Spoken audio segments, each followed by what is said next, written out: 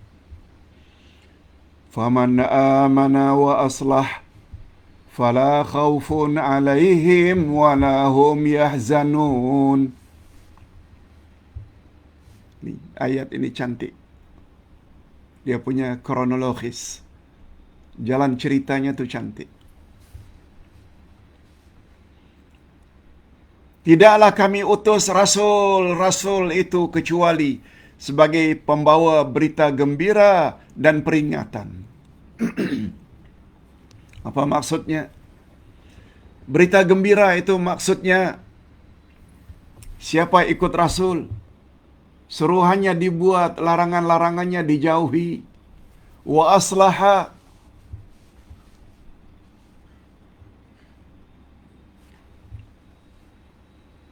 lalu dia taati rasul. Begitu juga terhadap apa yang diperingatkan oleh rasul. Jangan berzina, jangan berjudi, jangan syirik, jangan takabur, jangan ujub, jangan riak, jangan berbuat durhaka pada mak bapak.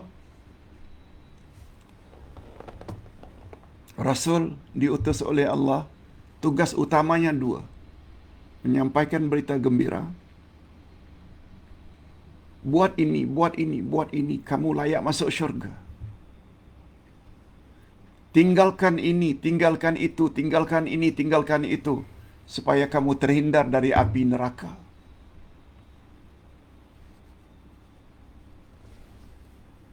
Itu tugas Rasul. Memberi busyra, berita gembira, yang boleh membawa kita ke syurga. Memberi inzar, supaya kita jangan lakukan, malah jauhi, sebab ia peringatan.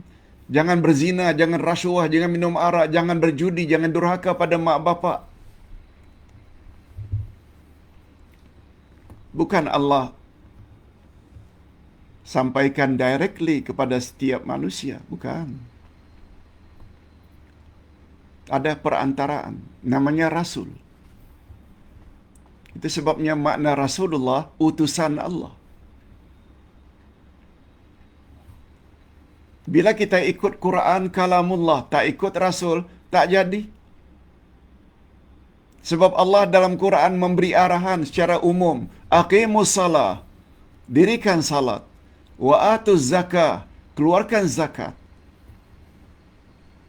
Macam mana cara salat? Nabi yang jelaskan. Bagaimana cara mengeluarkan zakat? Nabi yang menjelaskan. Sebagaimana ayat 44 surat An-Nahl. Wa anzalna ilaika dzikra litubayyina lin-nasi ma nuzila ilaihim. An-Nahl 44.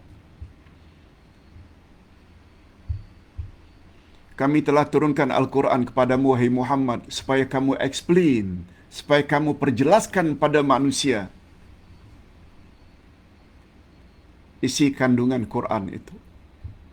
Bagaimana cara salat? Nabi ajar. Bagaimana cara tawaf? Bagaimana cara sa'i? Nabi ajar. Allah hanya sebut dalam Quran, wa atimul hajja wal umrata lillah. Sempurnakan haji dan umrah semata-mata karena Allah. Hanya itu yang Allah sebut dalam Quran. Tapi macam mana cara tawaf? Macam mana sa'i? Macam mana miqat makani? Kita mula memakai ihram dan berniat. Semuanya itu datang dari hadis Nabi.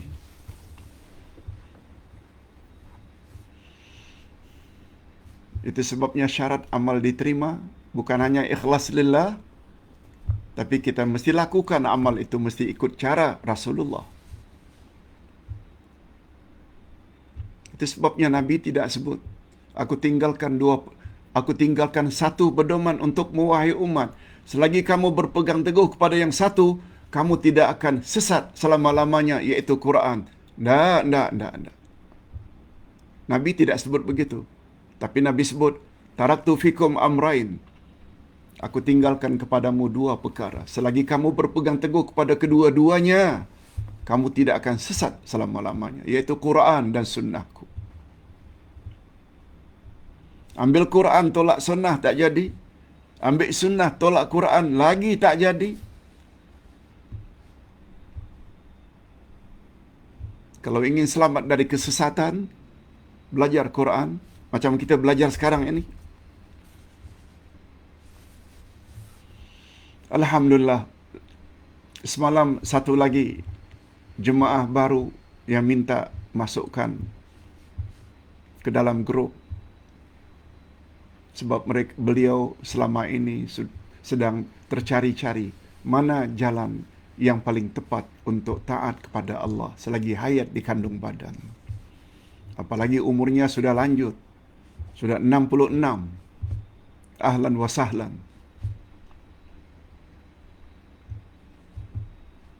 Ayah ngah Pak Teh namanya. Allahu Akbar. Mudah-mudahan hadirin dan hadirat dan para pemirsa sekalian,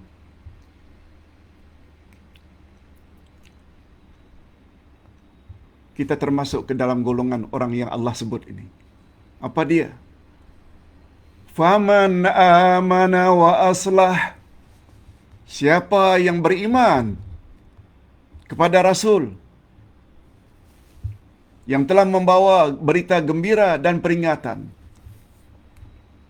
wa aslaha, dan dia perbaiki dirinya. Maknanya dia beramal saleh. Aslah, dia perbaiki amalannya. Yang selama ini hanya ikut nenek moyang, yang hanya selama ini ikut-ikutan taklid buta, sekarang dia tambah ilmu. Sebab dia manfaatkan telinga untuk mendapat pengajaran. Nah, bila kita ikut Allah dan ikut Rasul, senantiasa kita perbaiki amal kita. Fala khaufun alaihim wala hum yahzanun. Orang ini tak perlu takut. Orang ini tak perlu sedih. Ustaz pernah sebut perbezaan takut dengan sedih. Tak sama. Takut menyangkut perkara future, al-mustaqbal. Takut kita ketika naza'. Takut kita ketika disoal siasat di alam kubur. Takut kita ketika amal kita ditimbang di padang mahsyar. Takut kita ketika meniti siratal mustaqim. Karena itu semua adalah future. Tak payah takut terhadap itu semua. Apa sebab? Sebab kamu telah beriman dengan Quran, beriman dengan Rasul, dan kamu sudah perbaiki amalmu. Tak payah takut menghadapi. Dan tak perlu bersedih hati. Sedih pula maknanya mengenang masa silam. Nanti dalam kubur atau ketika ditimbang amal di padang mahsyar. Ya Allah, sedihnya. Mengapalah dulunya tidak suka mendengar kuliah. Kuliah online pun malas mendengar. Itu maknanya menyesal. Itu maknanya dia sedih sebab dia mengenang masa silam. Itu sebabnya kata Nabi, maaf kata Allah, siapa yang imannya mantap, tauhidnya tanpa bercampur syirik, amalnya pula amal yang saleh, ikut cara Nabi Muhammad sallallahu alaihi wasallam. Jika itu kita telah lakukan, jangan takut. Jangan sedih. Allahu Akbar.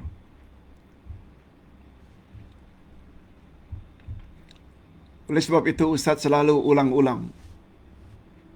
Jangan kata dah terlambat. Tak ada istilah terlambat dalam Islam.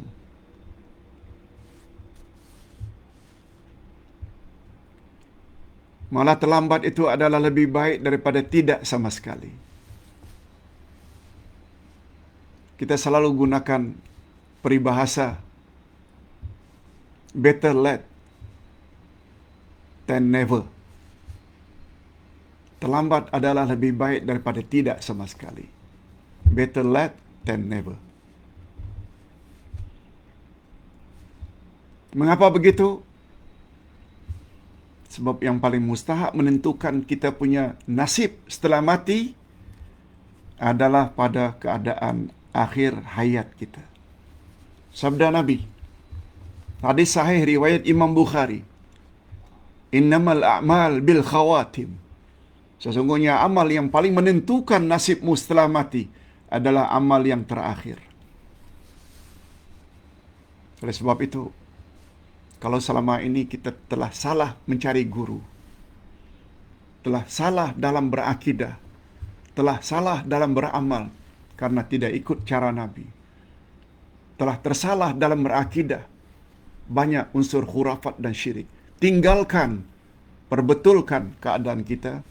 Mudah-mudahan kita mendapat husnul khatimah. Akidah kita bersih, murni, tanpa syirik, khurafat, takhayul. Cara beribadat kita ikut cara Rasul, tidak buat lagi bid'ah. Itu maksudnya, bila mati dalam keadaan macam itu, fala khaufun 'alaihim wala hum yahzanun. Nah, mudah-mudahan kita termasuk ke dalam golongan ini. Adapun golongan yang satu lagi, tempat mereka neraka Jahannam, kekal abadi di dalamnya. Siapa mereka? Coba dengar ayat ini. Walladzina kazzabu biayatina yamussuhumul azabu bima kanu yafsukun. Na'udzubillahi min dzalik. Dan orang-orang yang mendustakan ayat-ayat kami, mereka tak percaya dengan ayat-ayat Allah, tanda-tanda kebesaran Allah, mereka tak percaya. Mereka akan ditimpa siksa disebabkan mereka selalu berbuat fasik. Apa makna fasik? Fasik maknanya tidak taat. Al-khariju anit ta'ah. Orang yang tidak taat itu fasik. Disuruh salat tidak salat, fasik. Disuruh puasa tidak puasa tanpa uzur, fasik. Disuruh berbuat ihsan pada ibu bapa, lalu durhaka pada ibu bapa, fasik. Untuk orang-orang itu Allah sediakan siksaan. Siksaan kubur dan siksaan neraka. Siapa? Orang yang mendustakan ayat-ayat Allah. Itu sebabnya Allah SWT sebut dalam banyak ayat, siapa yang mendustakan ayat-ayat Allah dan takabur pula, mereka akan dimasukkan dalam neraka Jahannam kekal abadi selama-lamanya.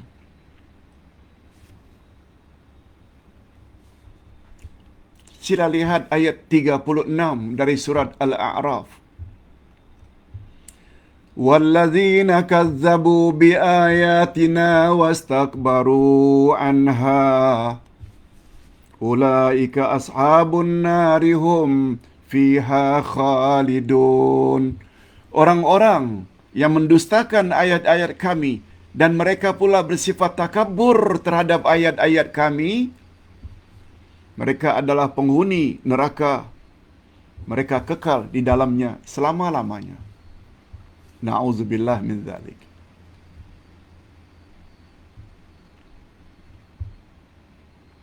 Itu ayat 36.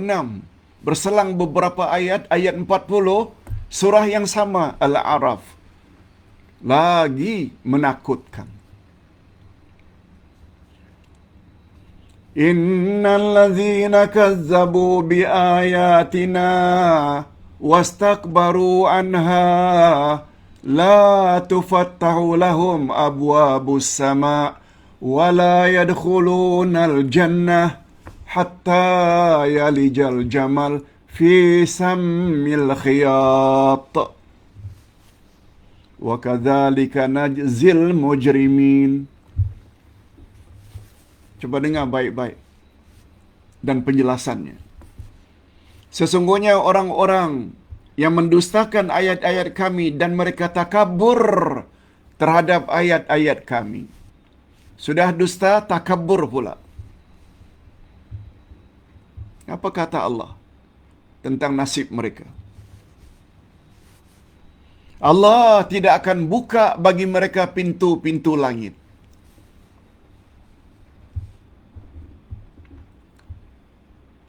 Makna pintu langit tidak dibuka bagi mereka yang mendustakan ayat Allah dan takabur.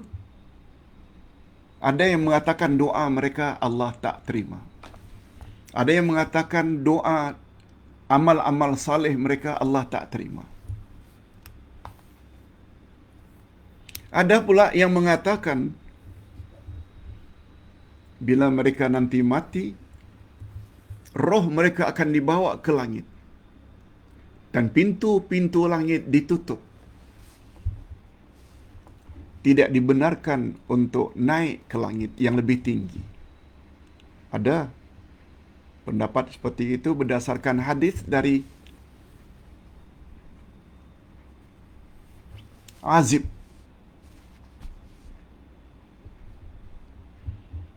Sedangkan roh orang-orang yang beriman akan naik ke langit satu demi satu.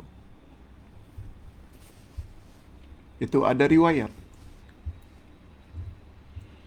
Malah lebih mengerikan lagi apa kata Allah. Selain pintu langit ditutup untuk orang yang mendustakan ayat-ayat Allah dan takabur sombong terhadap ayat-ayat Allah. Bukan saja pintu langit tidak dibuka dengan 3 makna tadi, doa tidak dikabulkan, amal saleh tak diterima, rohnya tidak dibenarkan naik ke langit setelah mati. Yang lebih mengerikan lagi, wala yadkhulunal jannah hatta yalijal jamal fi sammil khiyat. Orang yang mendustakan ayat-ayat Allah dan bersifat takabur terhadap ayat-ayat Allah, mereka tidak boleh masuk syurga sehingga masuk dulu unta ke dalam lubang jarum. Mereka tidak boleh masuk syurga sehingga masuk dulu unta ke dalam lubang jarum. Kalau lubang jarum itu sebesar ini pun, unta tak boleh masuk. Jangankan unta, tinju pun, gempalan jari jemari pun tak boleh masuk. Macam mana nak masuk? Lubang jarum kecil. Ia memberi isyarat impossible. Mustahil. Dia kinayah, iaitu bahasa kiasan dalam bahasa Arab, menunjukkan orang yang mendustakan ayat-ayat Allah dan bersifat takabur, mustahil mereka akan masuk ke dalam syurga. Ayat 40 surat Al-A'raf. Tolong hafal ayat itu supaya ingat selalu dalam minda kita betapa bahayanya bila kita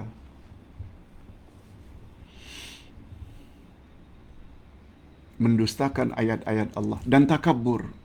Apa makna takabur, Pak Ustaz? Allahu Akbar. Panjang jadinya. Tapi bagus jugalah kalau Ustaz jelaskan nanti dalam pertanyaan. Apa makna takabur, Pak Ustaz? Nanti Ustaz jelaskan. InsyaAllah.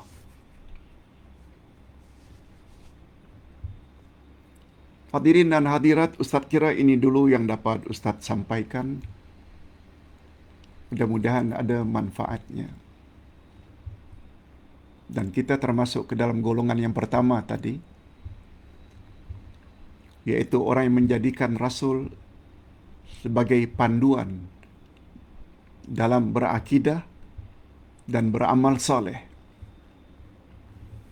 Sebab peranan Rasul menyampaikan berita gembira dan menyampaikan peringatan. Terhadap berita gembira, salat, puasa, zakat, haji, umrah, ihsan pada ibu bapa kita buat.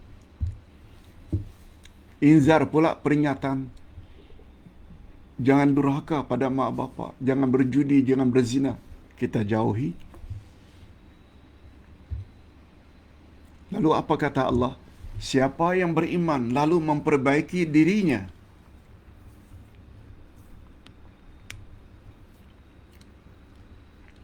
Allah Subhanahu Wa Taala berkata untuk mereka tak perlu takut dan tak perlu bersedih hati.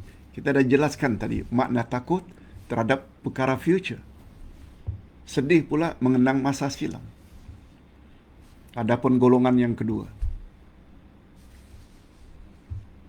adapun mereka yang mendustakan ayat-ayat Allah, Allah akan beri mereka, timpa mereka azab karena kefasikan mereka, tidak mau taat kepada Allah. Na'udzubillahi min dzalik. Ya Allah, masukkanlah kami ke dalam golongan yang pertama, yaitu golongan yang senantiasa beriman segala yang datang daripadamu, yang dibawa oleh Rasulmu, dan senantiasa memperbaiki keadaan. Dan masukkanlah kami ke dalam syurga, matikan kami dalam husnul khatimah. Dan kami mohon dilindungi, ya Allah, daripada menjadi golongan yang kedua, yaitu yang senantiasa mendustakan ayat-ayat Allah.